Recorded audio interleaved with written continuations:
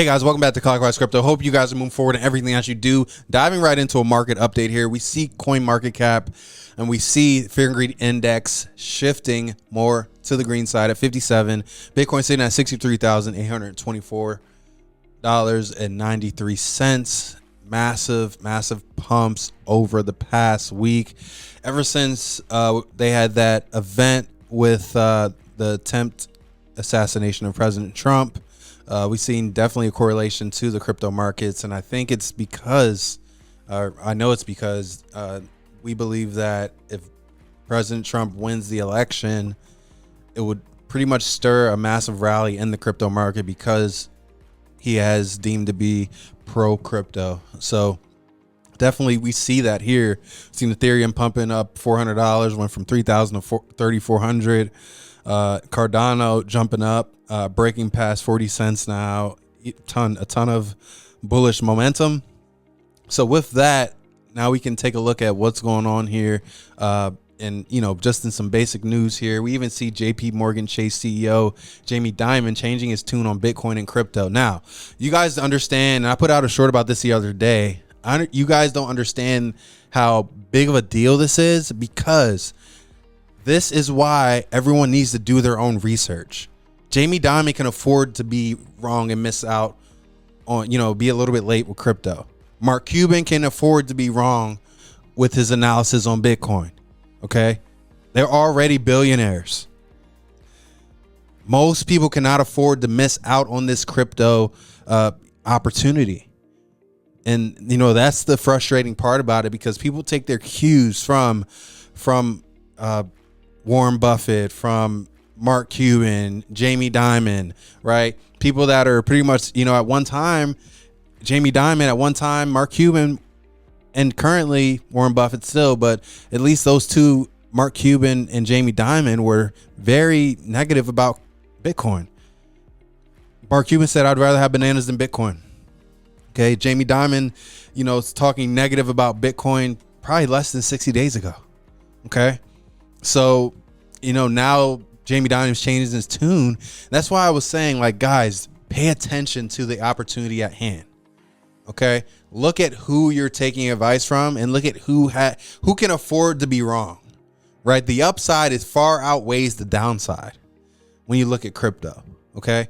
Worst case scenario, your life stays the same. Best case scenario, your life's changed forever with this technology, right? And so that's the frustrating part, because you see, people are going to listen to Jamie Dimon. Oh, if he's not doing it, I'm not doing it, right? Do your own research, think for yourself, and look at the big picture, and look at who you're taking advice from. Like, should I take advice from them? Yes, they have a track record of making great business decisions, right? They do. But when you see something like crypto, and you see the barrier for entry being lowered to allow everyone to invest early, it's almost a no-brainer to at least take a serious look at it.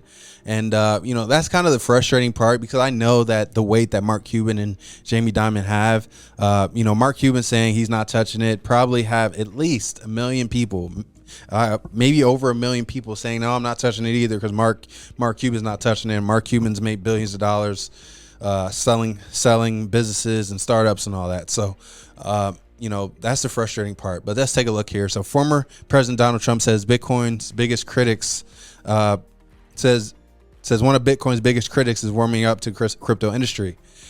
Trump says JP Morgan Chase CEO Jamie Dimon notoriously negative views on crypto are evolving. And you asked Jamie Dimon was, you know, very negative, and now all of a sudden he's changed his tune a little bit. Okay, we look here. Trump gave the answer while addressing his views on crypto, guys. And like I said, like, it's, you know, Trump was the same way, right? Trump was the same way. But you know, I think seeing that and seeing how the impact of their opinion has impacted people to not enter this market. They're already rich. They already have generational wealth. They're already there. They can afford to mess up on an early opportunity like this. Most people cannot afford to mess up on early opportunities like this. And that is what is so frustrating. That's the most frustrating thing ever, because by the time they realize, like now, by the time they realize, oh, Jamie Dimon's changing his tune. Oh, Mark Cuban now is very bullish on Bitcoin, right? They done missed out on Bitcoin when it was at $3,000 listening to them. It's the craziest thing ever. We're out telling you, look, it's $3,000. Bitcoin's $3,000. What's the worst that can happen? You buy Bitcoin. The worst that can happen is you lose $3,000. That's the worst thing that can happen. Okay. Mark Cuban comes out and says, oh, I'd rather have bananas than Bitcoin. Then Bitcoin goes to 70 grand. Right? Crazy. Now the projection is Bitcoin to $1 million. Right? And you could have got in at $3,000 and you did not, because these guys are telling you, I'm not touching it. Crazy. So taking a look here, Mark Cuban, another guy bullish on crypto, but bullish on blockchain as a whole, and sees the value now. Pretty much saying to Gary Gensler that changing the way we do things, pretty much allowing regulation, so token-based companies can actually get registered, will be a game changer. So another thing, like I'm saying, guys, like it's just the most frustrating thing ever, guys. Do your own research. And I'm saying, don't even listen to me. Like, yes, we made money in crypto, but like I'm telling you to do your own research and make a calculated decision for you and your family. Okay, not financial advice is what I recommend, and it's really one of those scenarios where do not wait until it's too late. Okay, do not wait until it's too late, and allow everyone to take a good look at this, and don't just take the words of these billionaires who are already rich. These guys already have money for their children's children. Like, everyone's set. Okay. And, that's the most frustrating part about it. So, we know Bitcoin's not going anywhere. Okay. Next stop is Ethereum. Ethereum is not going anywhere. And, a ton of solid altcoins that we know are not going anywhere anytime soon. So now is an opportunity to accumulate massive amounts of crypto for fractions of the cost. 10 years from now, you're going to be like, wow, I would say 5 to 10 years from now, just being able to see that, being able to invest early in something like the .com boom of 2024. That's how I look at crypto right now. It's the .com boom of 2024, and just a ton of opportunity here in these markets. Taking a look here at this article here, Bitcoin self-custody comes to the masses with a new crypto ring. Super cool. So Tangent's hardware wallet is now being designed as a ring to encourage daily crypto transactions and boost the adoption of self-custody. Super cool. So crypto self-custody, which involves the owner having exclusive control over their crypto holdings, is seeing a renewed adoption thanks to the introduction of a wearable cold wallet. Now, I love this. I like it. I also don't like it. It's like, I think they should say for day-to-day transactions, you don't want to be walking around with like all your crypto on your ring. Like, that seems crazy, right? But for day-to-day, I think this is pretty cool and innovative.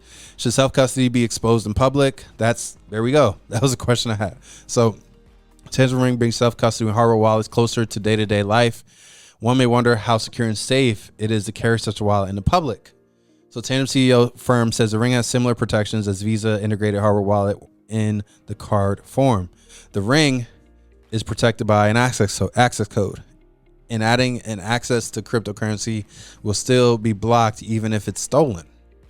Inside, there is a EAL6 secure element, which is impossible to hack. Additionally, of course, everything's impossible to hack until it's not, right? But the ring is worn on the finger. It is hard to steal from the finger, says CTO, the CTO of Tangent. So self-custodial wallets by Tangent, even if you lose it, there's security measures in place where no one can access your crypto, which is good to see. And it's cool to see the innovative aspect of this. I love it. So love what I'm seeing here. And just something cool that's in the news today. Real quick, let's end it on some TA. Taking a look here at Bitcoin. Bitcoin did shoot up to that range that we were talking about. It shot up to that level, broke it, and then went right beneath it again. So still in range again, guys. Still in range again, as we see right here on the weekly time frame. Now, if we go to the lower time frames, we're going to hit the daily real quick. Hitting the daily, we see that we went up, broke above, stayed above for a second, and then shot right back down. Okay. Now we're heading up here again to this level. These are two levels that need to be broken. Okay. Two levels that need to be broken still remain. There was sentiment of us going down. We can move this up a little bit so we can see.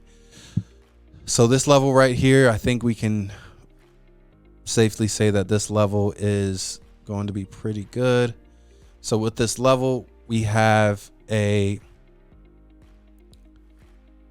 level of support, and then we have pretty much a range right here that we're seeing. Okay, I want to see how we do with getting up to 67.5. Again, are we going to break and close above that? What are we going to do there? Right now, stochastic is leaning more towards another pullback, which would throw everybody off. I truly believe that we can accumulate all year. I truly believe that this is the year of accumulation, massive opportunity, and I think November 5th is that date and time to really, consider. Where the direction is going to go. I think that election period is going to dictate what 2025 is going to do. So definitely signs of momentum. I think we did see a ton of momentum with the assassination attempt, unfortunately, because Trump is pro crypto. So with that being pro crypto and with surviving such a devastating event, that just pushes the momentum for people believing in and voting in that direction, as opposed to President Joe Biden. So that's definitely something that we're seeing. I think there's no coincidence that you saw a spike in price once they reported that he was okay. And I think that we'll see how it goes. Like I said, guys, I think you do have an entire year to accumulate. You have the rest of 2024 to accumulate, to be a part of the bull run that will likely come next year. So guys, hope you guys got some value out of this video. Keep moving forward in everything that you do. See you soon.